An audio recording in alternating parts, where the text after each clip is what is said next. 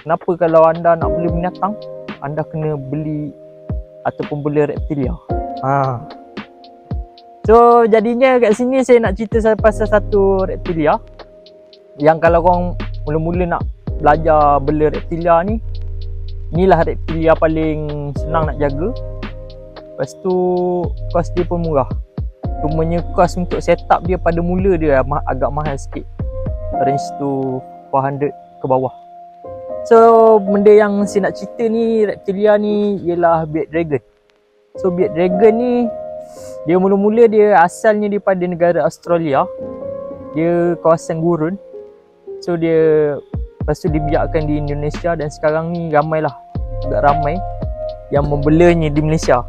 So kenapa saya cakap beard dragon, atau kalau nama Melayu ni kita panggil naga berjanggut lah.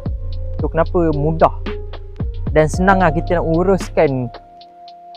So antara sebab dia ialah beard dragon ni dia tak memerlukan air sebab dia haiwan gurun. So kita sebut sedikit lah kenapa costing dia mahal pada mula dan costing dia every month tu mudah. Dan cara kita nak uruskan dia tu saya rasa sangat senang lah kalau untuk pemula dan untuk beginner ni. So yang pertamanya beard dragon ni, kenapa saya minat nak bela? Yang pertamanya kos bulanan yang murah. Jadi cuma setup lah, setup pada awalnya beard dragon ni memerlukan dalam 3-4 barang lah.